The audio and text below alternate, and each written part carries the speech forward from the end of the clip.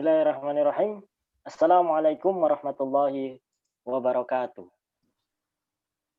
Kami dari kelompok 4 ingin mempresentasikan hasil kinerja kami yang berjudul Manusia dan Lingkungan.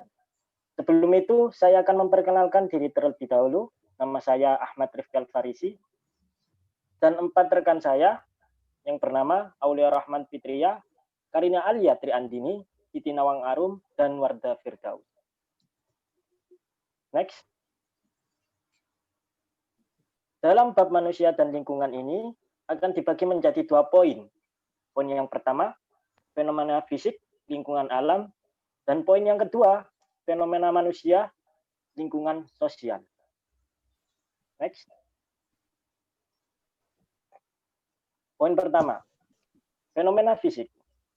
Fenomena fisik lingkungan alam merupakan peristiwa atau kejadian yang terjadi atau tercipta secara alami tanpa campur tangan manusia. Dan fenomena fisik juga merupakan suatu hal yang bisa disaksikan dengan panca indera serta dapat dinilai dan diterangkan secara ilmiah.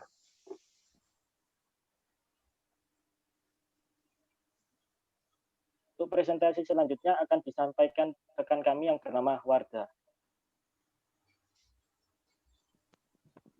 Di dalam fenomena fisik atau lingkungan alam, ada 4 unsur pokok umum dari gejala di bentang alam permukaan bumi, antara lain 1. Gejala litosfer. Gejala litosfer merupakan kekuatan yang ditimbulkan oleh pembentukan tinggi rendahnya permukaan bumi, seperti daratan, perbukitan, daerah, lembah, dan lain-lain. Yang kedua, gejala atmosfer. Gejala atmosfer merupakan kekuatan yang ditimbulkan oleh udara yang menyelubungi permukaan bumi, suhu udara, kecepatan angin, curah hujan, dan iklim. Yang ketiga, gejala hidrosfer. Gejala hidrosfer merupakan kekuatan yang ditimbulkan oleh mata air yang di permukaan bumi, seperti sungai dengan cabang-cabangnya, danau-danau, dan lautan. Dan yang keempat, gejala geosfer. Gejala geosfer merupakan kekuatan yang ditimbulkan oleh makhluk hidup seperti flora, fauna, dan manusia. Selanjutnya akan disampaikan oleh rekan kami yang bernama Siti Nawang Arum. Di sini saya akan menjelaskan tentang tenaga geologi. Tenaga geologi ialah bentukan-bentukan di daratan dan di dasar laut yang disebabkan oleh tenaga pembentukan bumi. Di sini, tenaga geologi melalui 2 proses, yakni di dalam bumi atau bisa disebut dengan proses endogenik, dan di luar bumi atau bisa disebut dengan proses eksogenik.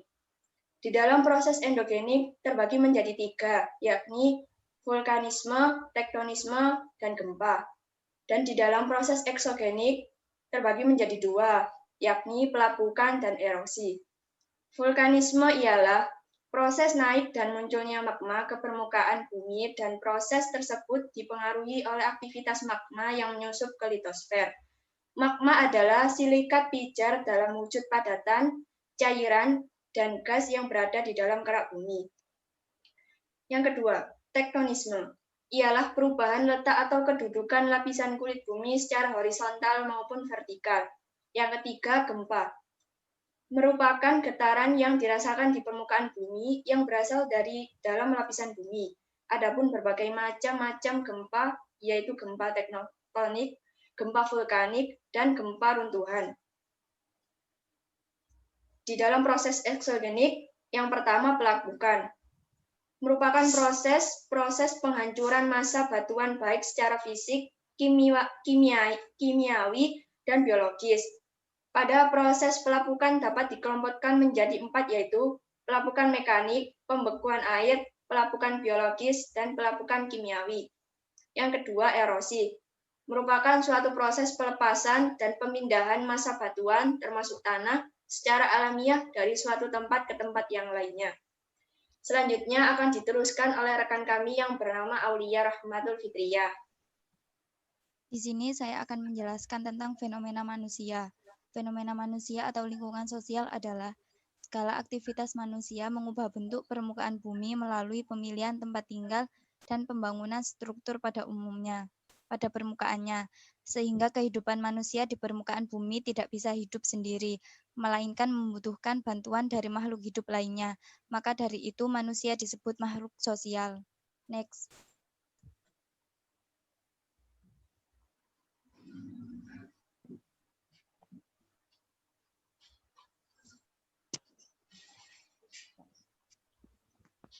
Ada 3 bentuk interaksi sosial pada umumnya. Pertama, interaksi individu dengan individu. Contohnya, bermain dengan adik dan kakak. 2, interaksi individu dengan kelompok. Contohnya, seorang guru sedang mengajar murid-muridnya. Ketiga, interaksi kelompok dengan kelompok. Contohnya, musyawarah antar beberapa ormas. Setelah ini akan dilanjutkan oleh Karina Alia. Adapun beberapa faktor yang mempengaruhi interaksi sosial, antara lain yakni imitasi. Imitasi merupakan proses atau tindakan meniru orang lain. 2. Sugesti. Sugesti merupakan pengaruh yang diberikan oleh seseorang kepada orang lain. 3. Identifikasi. Identifikasi merupakan menyamakan diri terhadap orang lain yang ditiru. 4. Simpati. Simpati merupakan rasa tertarik seseorang terhadap seseorang lainnya, baik individu maupun kelompok. Yang kelima adalah empati. Empati merupakan rasa yang dimiliki individu yang terpengaruh oleh orang lain. Kesimpulannya, yakni hubungan timbal balik manusia dengan alam sangat ditentukan oleh kemampuan manusia dan alam sesuai karakternya masing-masing. Keduanya memerlukan hubungan timbal balik secara berkelanjutan. Melalui pengelolaan lingkungan hidup secara bijaksana, selain dapat menyelamatkan dan melestarikan lingkungan hidup, juga dapat menjamin kebutuhan dan kemakmuran umat manusia itu sendiri. Oleh karenanya, disadari atau tidak, keseimbangan dalam lingkungan kehidupan manusia dan lingkungan alam dapat terganggu karena ulah manusia itu sendiri.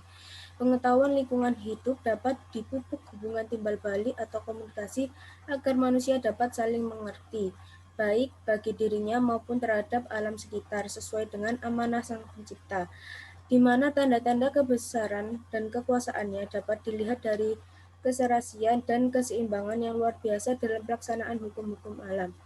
Sekian dari kelompok kami, kurang lebihnya mohon maaf.